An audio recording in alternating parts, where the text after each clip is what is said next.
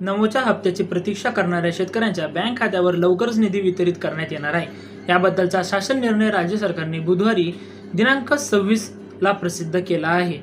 नमस्कार शेतकरी मित्रांनो, तुम्हा सर्वांचं आपल्या फार्मर्स वर्ल्ड या YouTube चॅनलवर स्वागत आहे। चला तर वेळ वाया न घालवता व्हिडिओला सुरुवात करूया।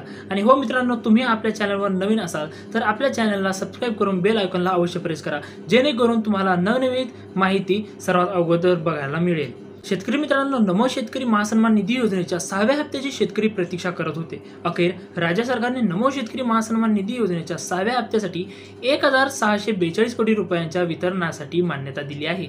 नमोच्या हप्त्याची प्रतीक्षा करणाऱ्या शेतकऱ्यांच्या बँक खात्यावर लवकरच निधी वितरित करण्यात येणार आहे। याबद्दलचा शासन निर्णय राज्य सरकारने बुधवारी दिनांक 26 रोजी प्रसिद्ध केला आहे। राज्य सरकारने 2023च्या अर्थसंकल्पात पंतप्रधान किसान सन्मान निधी योजनेच्या धर्तीवर नमो महासन्मान निधी योजना राबवण्याची घोषणा केली।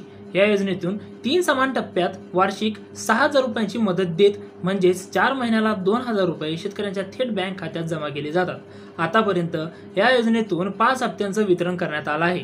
5वा हप्ता विधानसभा निवडणुकीच्या तोंडावर परळी येथील कार्यक्रमात केंद्रीय कृषी मंत्री शिवराज सिंग चौहान यांच्या उपस्थितीत वितरित करण्यात आला होता।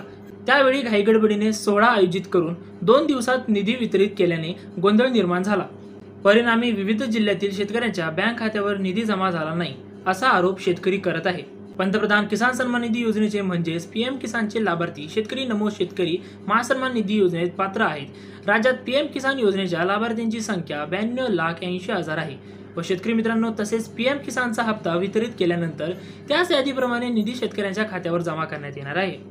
दरम्यान अलीकडेच माननीय श्री मुख्यमंत्री देवेंद्र फडणवीसांनी नागपूरमधील एका कार्यक्रमात सांगितले की नमोच्या हप्त्यात वाढ करण्याची घोषणा त्यांनी केली होती।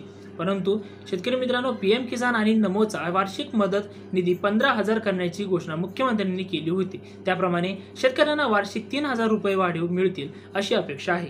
राज्य अर्थसंकल्पीय अधिवेशनात यासाठी तरतूद केली जाईल अशी अपेक्षा शेतकऱ्यांना होती, परंतु अर्थमंत्री अजित पवारांनी 2025 व 2026 अर्थसंकल्प सादर केला। मात्र या अर्थसंकल्पात नमोच्या वाढीव निधी तरतूद करण्यात आली नाही। शेतकऱ्यांना मात्र यावरून हिरमोड झालेली आहे।